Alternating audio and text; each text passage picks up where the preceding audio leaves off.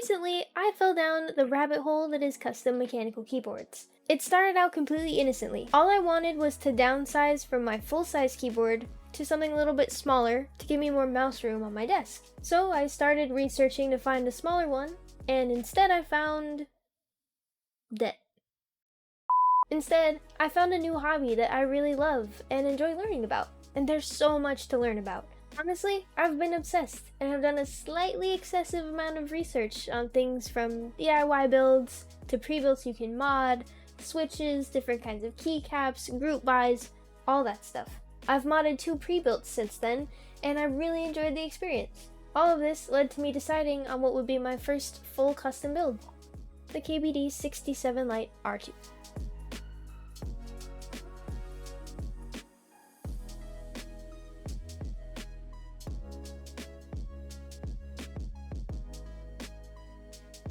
I was able to snag a KBD67 Lite R2 from KBDFans during their excess stock sale back in July. It came with a travel case and everything was packaged together nicely. I picked the transparent case and opted for the bottom silicone pad for the extra 20 bucks. You get the telephone cord looking coiled cable, and the PCB has south-facing Kale hot swap sockets. I swapped out the stock stabilizers for Durock V2s, and for the switches I went with Gateron yellows that I lubed and filmed. I streamed building this bad boy live on Twitch, which, by the way, we're live on Twitch every Wednesday night. The link to our Twitch channel is in the description below. Give us a follow and come hang out with us next time that we're live. We'd love to see you there. Anyways, this is how the build process went.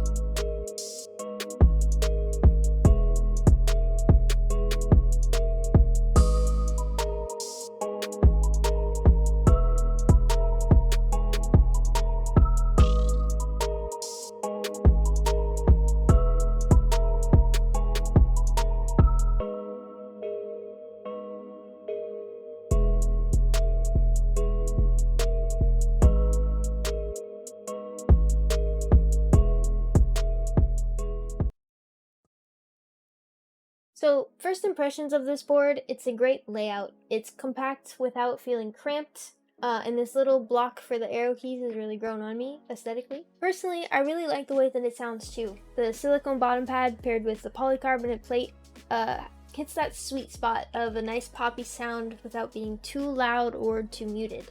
And the silicone bottom pad is definitely worth the extra 20 bucks too. I'll have sound tests at the end of the video comparing with and without the silicone, and you can decide if you think it's worth it.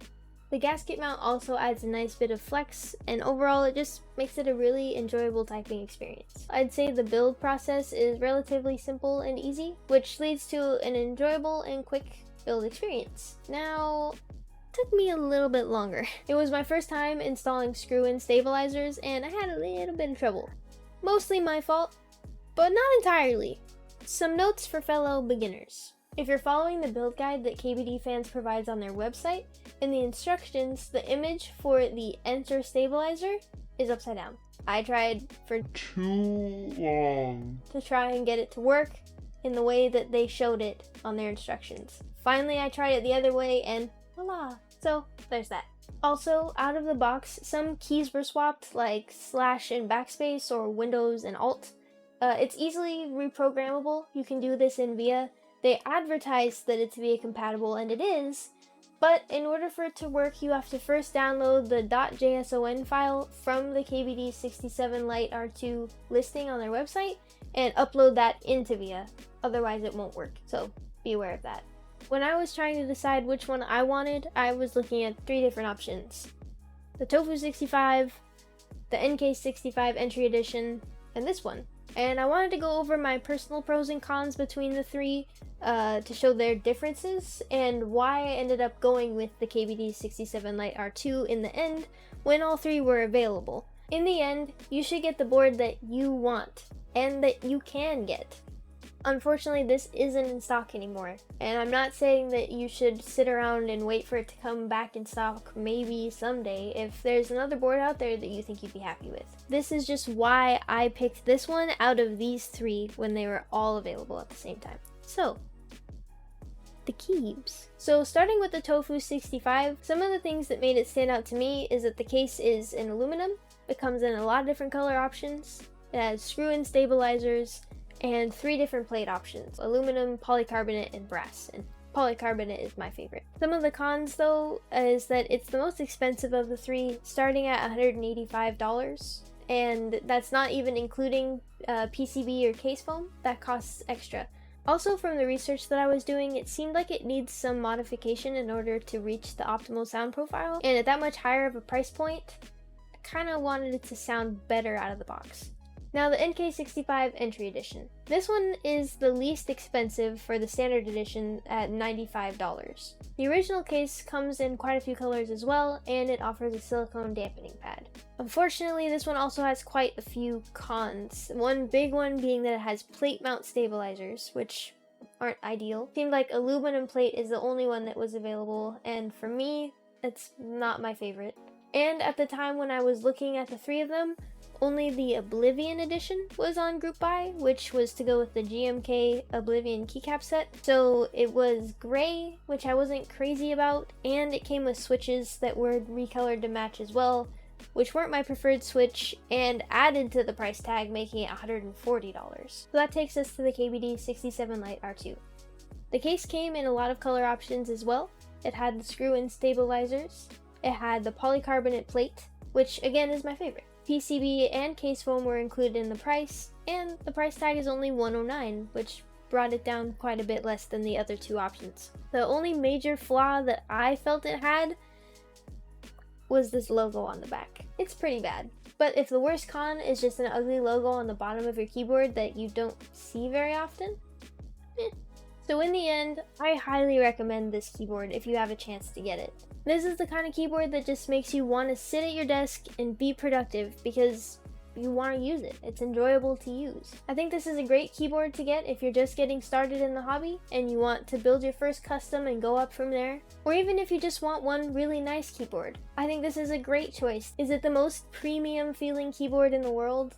No, it's a plastic case, but it has a premium feel and sound to it still. And I think that even if you want this to be your only keyboard, your main keyboard, you could build it, use it as your daily driver for a very long time and be happy. You know, if you're a normal person, not like me. I can guarantee this is not my last keyboard build.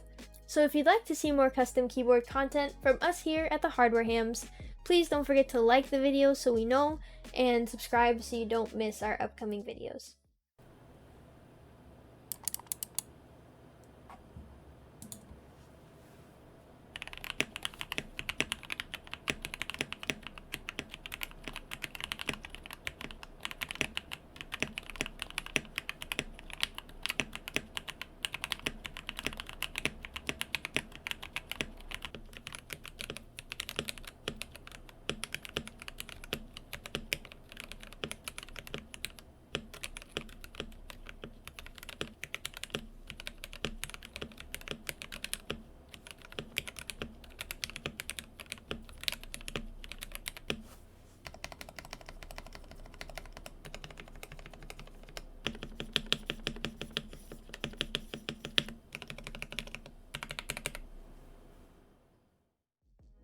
We hope you liked our build review of the KBD67 Lite. It really is a great keyboard. Which one would you have picked? Let us know in the comments. We've got more key vids coming out soon, so again, please consider liking and subscribing. It helps us out a lot. Thanks for watching! Bye!